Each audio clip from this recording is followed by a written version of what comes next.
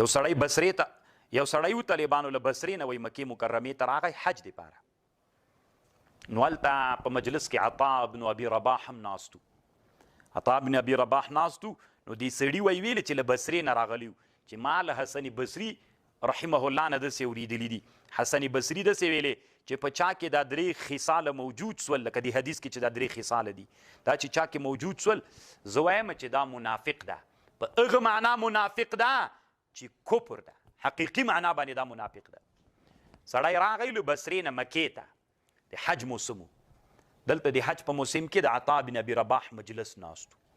د سړي ورته ویلي وي حسن بصري موږ ته ویلې په بصره کې که چا کې دا 3 خصلتونه موجود سول دا څوک ده؟ دوی منافق ده په حقیقي معنا باندې. نو چې منافق سو کافر سو. وی عطا بن ابي رباح ورته ویلي کله چې حسن بصري ته ورغللې او بیا دې ما سلام ورته وکړه او ورته ووایه چې عطا بن ابي رباح ویلې چې د یوسف علیه السلام ورونه ته مسلمانان وایي که کافر ورته وایي چې خبرې کولې دروغ یې ویلې که نه. اکله الذئب لیوه خوړلی یو چې وعده یې وکړه چې موږ یې بېرته راولو، پلار سره یې وعده کړې وه که نه، خلاف یې وکړه که نه. کله چې امینان وګرځول دوی په یوسف باندې چې ځان سره څړځای ته به و مراعاته خیانت یې وکړه که نه. آیا دوی منافقین ول که نه ول؟ ته وایي چې لاړلې بیا د حسن بصري نه پوښتنه وکړه. کله چې دا سړی له حج نه فارغ سو بصرې ته ورغی بیا ورته ویلې عطا بن ابي رباح در باندې سلام ویلې او داسې ویلې. حسن بصري ورته ویلې جزاک الله تعالی خیرا، الله دې تا سره ډېر ښه وکړي. د شاګرد ته یې ویلې بیا د خپلو شاګردانو ملګرو ته یې ویلې حسن بصري کله مو چې ما نه یو حدیثو خبره واورېده د دې ما خبره ویسئ ویې ګرځوئ په علماو باندې لکه دڅې ویې وړه. هلته عطا بن ابي رباح ته وروړله چې زه وایم دا منافقین دي کافران دي.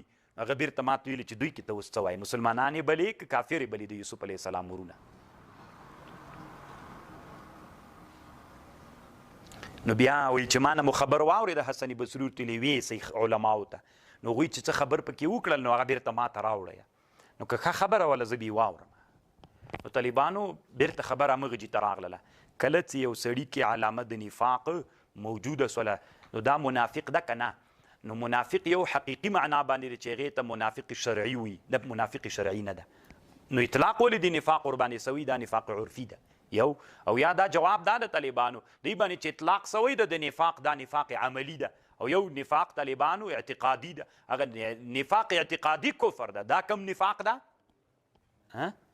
دا عملي ده. طالبانو خبر باندې پوه شولئ. نو دا د علامه زکریا رحمه الله خبره شوله. او طالبانو ورونو یو ټکي ته بلم فکر وي دا وعده څه ده؟ علامه انور شاه کشمیري رحمه الله لیکلي دي وایي د وعدې خلاف یو د وعید خلاف ده طالبانو، یو د وعدې خلاف ده. خبر پوه شو؟ د وعید خلاف په دې لږ لنډه خبر درته کوم. یو د وعدې خلاف ده، یو د وعید خلاف ده. د وعد او د وعید فرق درته معلوم ده که نه؟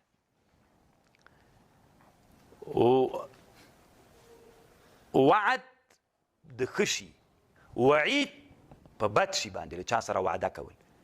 په بد شي باندې له چا سره وعده کول دې ته وعید وي، په ښه شي باندې له چا سره وعده کول دې ته وعد وایي.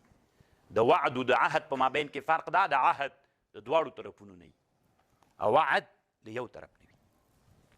اوس مسله دلته داسې ده علامه انور شاه کشمیري رحمه الله وایي د موږ د احنافو کتابونو کې داسې راځي چې خلاف د وعدې بعض علما وایي مکروه تحریمي ده، بعض علما وایي مکروه تنزیهي ده. د وعدې خلاف څوک ده؟ تا وعده وکړله د دې وعدې خلاف دې وکړه. د وعدې خلاف مکروه تنزیهي ده که مکروه تحریمي ده؟ نو دی داسې وایي چې د دې وعدې خلاف بعضې حنفي فقها وایي چې مکروه تحریمي ده، بعضې وایي مکروه تنزیهي ده. دی وایي اصل کې د دې قول باید تطبیق وکړل سي. هغه داسې چل ده کله دې چې چا سره وعده وکړله اول دې چې دا وعده کوله په دې وخت کې د نیت دا و چې هسې دی غولوم په وعده څوک نه کوم. دا طالبانو دغه خلاف مکروه تحریمي ده. او که اول دې د چا سره وعده وکړله څوک دې ورسره وکړه تا مقصد دا و چې زه په دې وعده باندې څوک کوم وفا کوم. د تا مقصد دا و چې زه په دې وعده باندې څوک کوم وفا کوم. خو بیا طالبانو اول د دې نیت دا و، وروسته زمانه کې بیا په دې وعده باندې وفا ونه کړله. دلته خلاف د دې وعدې څوک ده؟ مکرو تنزیهي ده. ډېره ښه خبر د طالبانو دا زده کوي. د سره ما سره یو کتاب دی امام سخاوي جوړ کړی دی، اتمام السعد فی الوفا بالوعد. ډېر ښه کتاب د طالبانو د وعدې خلاف. حتی طالبانو دې کتاب کې لیکلي دي وایي که اس ته د داسې لمنه ونیونه کور چې راسه او لمن کې دې چی نه ول طالبانو دا هم د وعدې خلاف ده، دا هم ناروا ده. یا وړکي ماشوم ته وایي راسه داسې لاس ورته ونیسه راسه ما هم درکمه، نو هغه چې راولې طالبانو بیا هېڅ شي هم نه وي، دا هم ناروا ده. وعده سوه که نه، وعده کې خلاف سو که نه. نو طالبانو ورونو دی وایي انور شاه کشمیري وایي کومه وعده چې اول کې څوک وي، اول کې د دې وعدې مقصد دی دای، اول نه دی مقصد دای چې زه وفا نه پې باندې کوم، مازې دی غلطوي، بیا خلاف دی وکړه که نه، بیا دغه وعده دې کړې ده په ظاهر باندې، خو له اول نه دې نیتو چې نه، دا مکرو تحریمي ده. او که اول نه دی مقصد دا و چې ایفا به پې کوم په دې وعدې باندې، خو بیا دې ونه کړله، بیا یې خلاف مکرو تنزیهي ده. دغه خبر علامه انور شاه کشمیري کړې ده، او دلته طالبانو علامه بدرالدین العیني په دغه کې هم کړې ده، څه ورته وایي دلته عمدة القاري کې هم ډېر ښه بحث پې باندې کړی. نو دا ډېرو کتابونو کې دا مسئله سته، ما په حاشیه باندې لیکلي چې بذل المجهود فیض الباري او لام الدراري د ټولو کې دا خبر سته ده. او یو طالبانو خلاف د وعید ده، خل په وعید کې ده، خل په وعید کې طالبانو مستحب ده. خبر پوه شو؟ مشهوره داسې ده چې خل په وعید کې څوک ده؟ مستحب ده. ما درته ویلې مې قسم په الله که دې پرېږدمه چې ته مې لاس ډزه ویستلی نه یې، وعید سو که نه مستحب ده. طالبانو څه مه ورته وایه، قسم په الله چې بندي کړی مې نه یې که دې پرېږدم، وعید سو که نه مستحب ده. طالبانو په وعده کې مستحب ایفا ده، په وعید کې مستحب خلاف ده.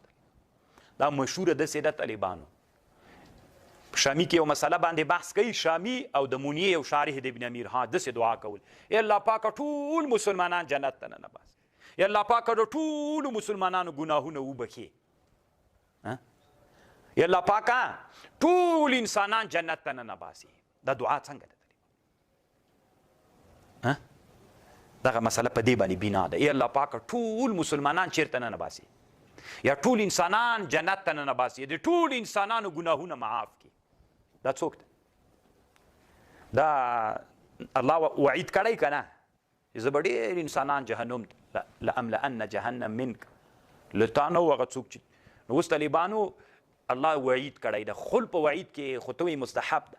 نو دا مسله په دغه باندې بنا ده، داسې دعا کول چې ټول مسلمانانو ته ګناهونه وبخي. یو څه مسلمانان به هم جهنم ته ننوځي که به نه ننوځي.